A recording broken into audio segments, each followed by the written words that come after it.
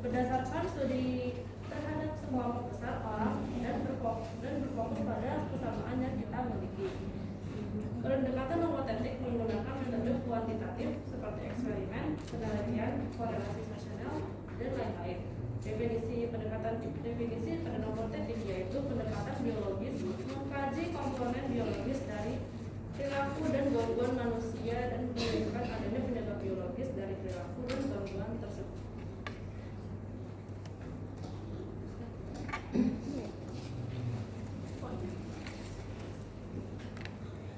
Lalu di sini ada prinsip-prinsip yang harus diperhatikan dalam analisis kepribadian. Ada 3, yaitu ada universal, grup spesifik, dan idiosinkras. Jadi universal itu kayak hal-hal yang umum yang berlaku pada setiap manusia. Contohnya teori bagaimana manusia dapat belajar. Nah, teori universal ini juga yang harus dikuasai untuk dapat mencerna informasi yang diterima sehingga dapat melakukan diagnosa. Yang kedua ada grup spesifik atau teori yang berlaku pada kelompok. Yang harus dipelajari dari psikologi sosial mengenai faktor lingkungan yang dapat menampilkan perilaku yang berbeda. Lalu ada yang ketiga, itu merupakan karakteristik dan prinsip yang hanya berlaku pada individu tersebut. Tentang pemahaman tentang diri sendiri, terus tentang dia memandang dirinya sendiri. Nah, ketiga ini tuh disusun dalam framework berpikir untuk mengambil keputusan yang dipakai untuk mendiagnosa orang. Kayak ini ya? Iya, jadi.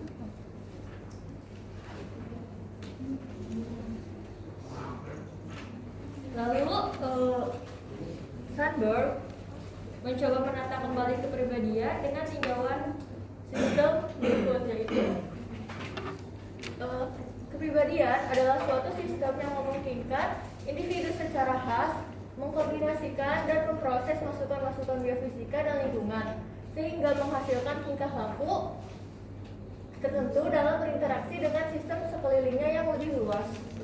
Lalu selanjutnya ada skema Loading. kepribadian. Ini ada skemanya, tapi loading.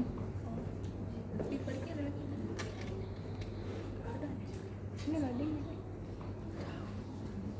Oke, semuanya ada di PPT yang tadi di. Nah, ada. Oh, ini ada. Nah, di sini itu jadi organisme dalam bagian tersebut digambarkan sebagai suatu sistem terbuka yang menerima masukan atau input dari luar, misalnya energi, makanan, air, atau informasi. Nah, masukan tersebut diproses melalui throughput yang kemudian menghasilkan keluaran atau output yang mengadakan interaksi dengan sistem luar lainnya. Lalu, regulasi terjadi dengan sendirinya melalui proses hematosis. Sehingga diperoleh suatu kondisi yang berintegritas dan relatif konstan atau berulang.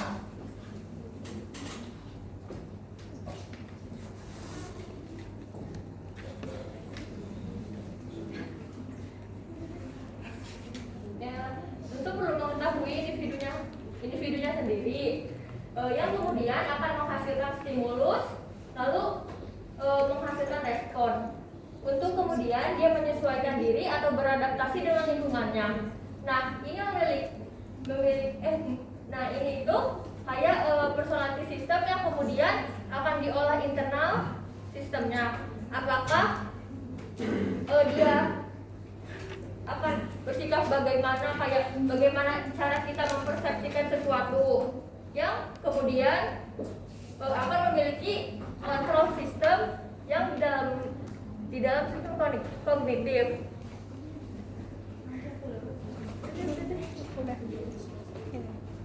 Nah, lalu ada tingkatan-tingkatan dalam sistem organisme.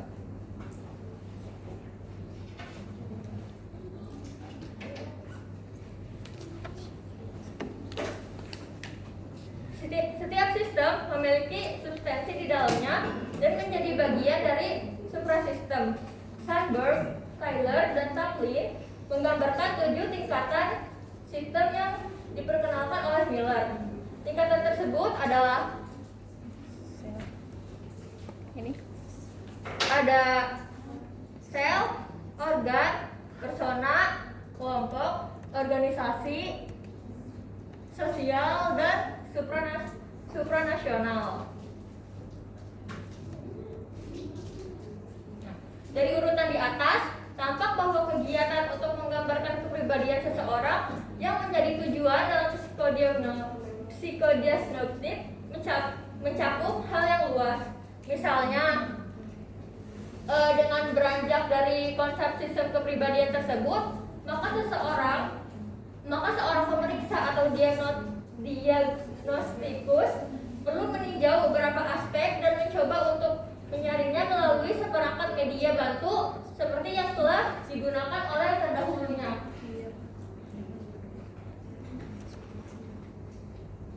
Nah, lalu di sini ada aspek-aspek kepribadian yang memiliki kaitannya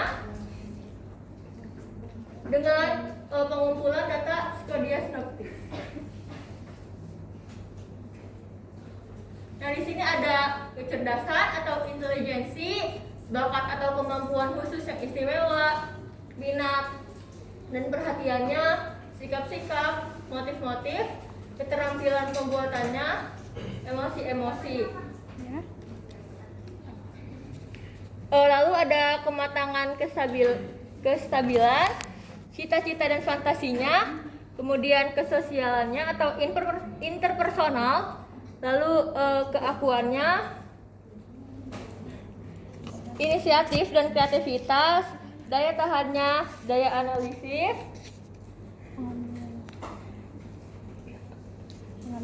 pengambilan keputusan, rasa tanggung jawab, kerjasama, ketelitian kerja, sistematika kerjanya, ketahanan kerja, dan seksualitasnya.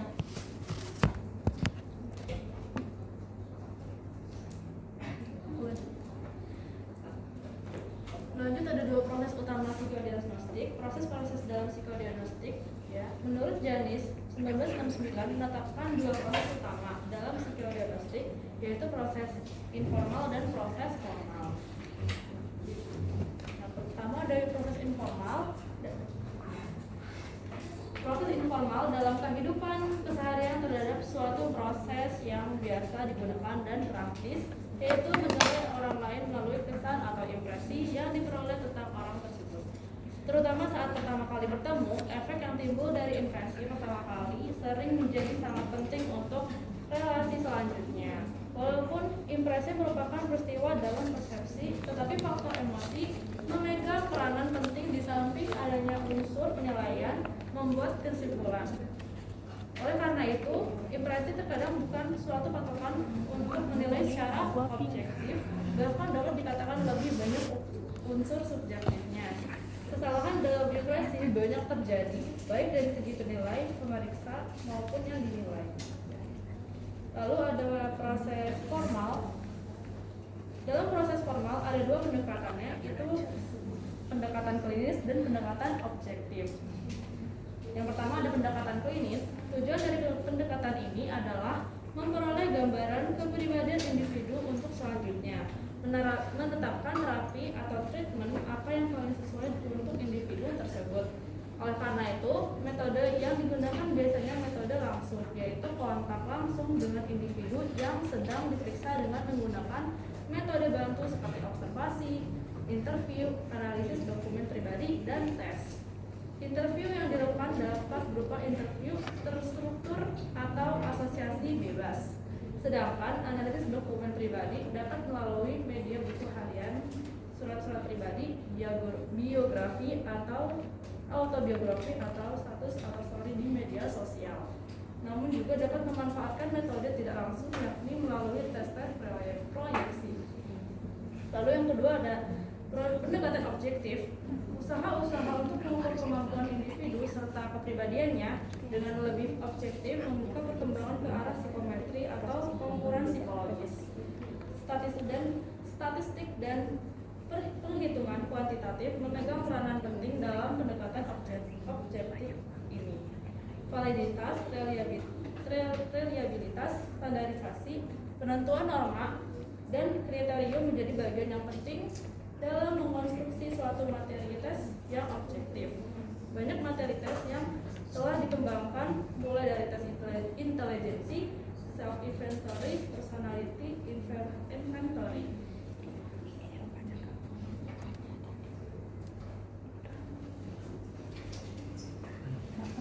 Sekian dari presentasi. Ada yang ingin ditanyakan?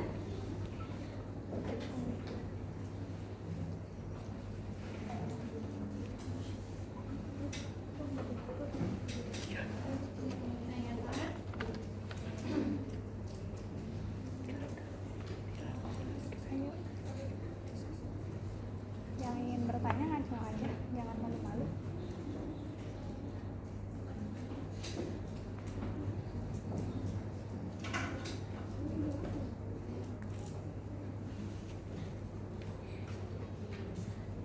Apa Dean?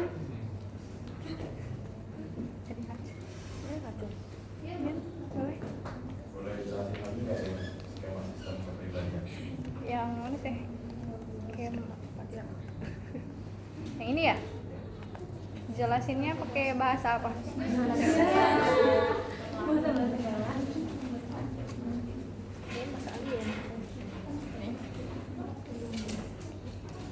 NIM-nya berapa? Ujungnya aja ujung. Ujungnya 1163.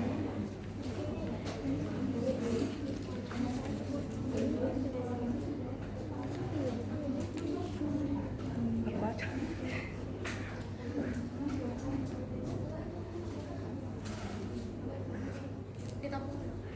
Iya, tampung dulu. Ada yang mau nanya lagi? Aduh.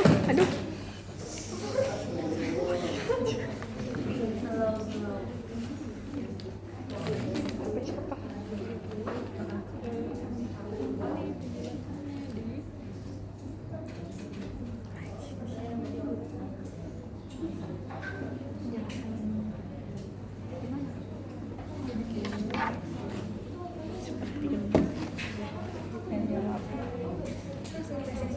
Langsung aja. Nggak ada nanya. Belum. Kalau contoh contoh pribadian nih. Aku bingung cara menjelaskannya tuh.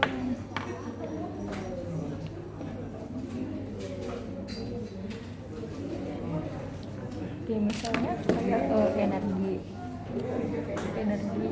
Nah, terus akan menghadapi stimulus dan menghasilkan respon. Robot itu kan respon ya.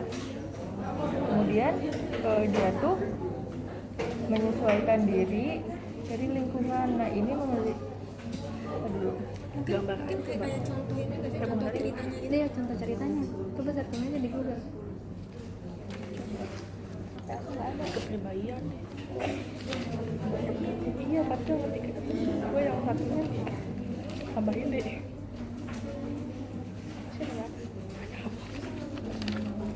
contoh skema sistem kepribadian dalam kehidupan sehari-hari.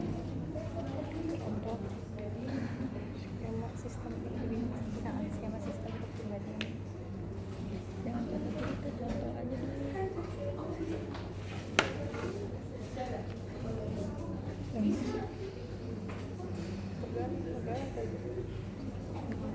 Yang di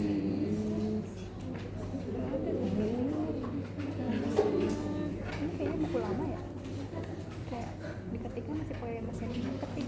Pas nyari itu ada kayak di tahun 2003 ada.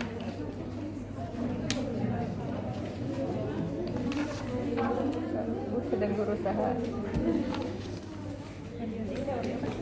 Semua manusia di muka bumi ini bingung. Jadi gini kan sih, jadi kan setiap perilaku tuh ditentukan sama apa stimulus emosi, kayak stimulus maksudnya respon gitu sih. Dia yang jelasin, kok nggak itu? Enggak maksudnya iya, bukan itu aja. Coba beneran, coba kan.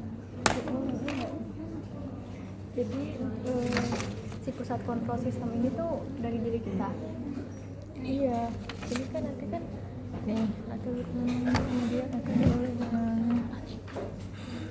bukan. Nih jadi kan kalau misalnya ini udah masuk tuh nanti tuh kita tuh nanti tuh diolah di mana ya, kemudian akan diolah internasional. Apakah psikodiagnostik? Berarti ini hubungannya sama psikodiagnostik gitu. Coba dong kodenya. Organisme tersebut disebut sebagai suatu sistem terbuka yang menerima masukan input dari luar. Organisme itu kan kita ya. Kita tuh dapat rangsangan dari luar. Nah, mencari energi, makanan, air, informasi. Ini interaksi.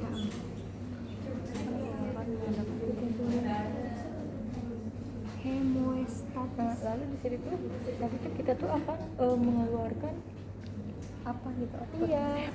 Iya maksudnya.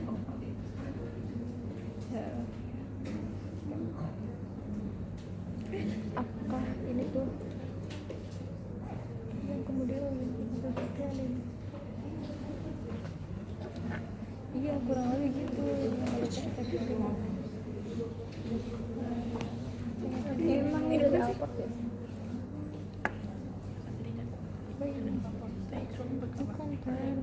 Bukan teorinya itu kritiknya Enggak, ini teori apa? jadinya tapi beda ininya. Coba sebelumnya teori apa sih?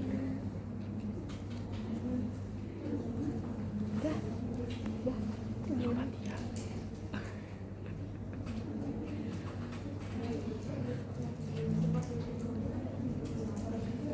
Kok gini sih? Oh iya itu kali.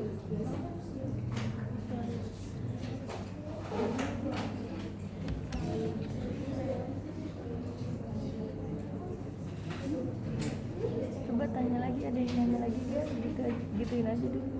Coba dong.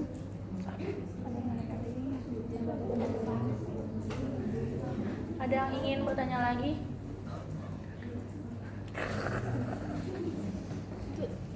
Serius. Boleh. Makanya di tadi kan ada di surat ke-11 ada prinsip ideografik ya. Kalau mau tahu dong apa sih keunikan si aspek prinsip apa ideografik ini, sama mau tahu juga perbedaannya tuh apa sih antara si prinsip ideografik sama si prinsip nomotetik ini gitu. Oh ini.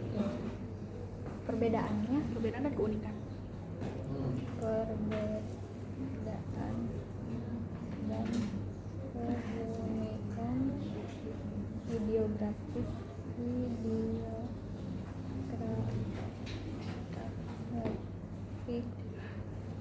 dan nomotetik.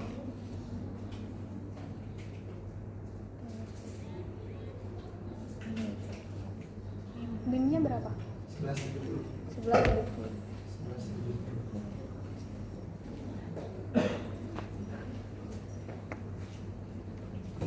Ini materi Tanisha bukan sih? Hmm? Materi Tanisha. Materi Tanisha yang mana? Ini. Oh, perbedaan dan keunikan dari masing-masing itu.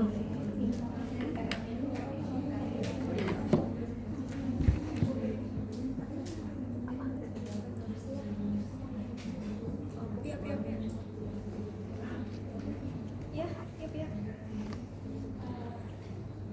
Kan tadi kan di pengertian psikodiagnostik itu kan katanya tuh teknik-teknik untuk melakukan pemeriksaan psikologis ya.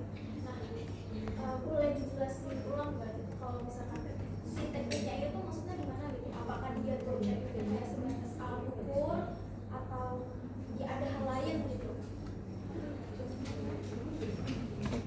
Teknik berarti teknik-teknik dalam psikodiagnostik itu apa aja gitu ya? Iya.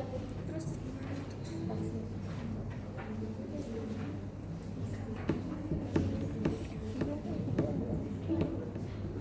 kita jelasin yang tadi aku jelasin aja. Nanti saling tambah lah.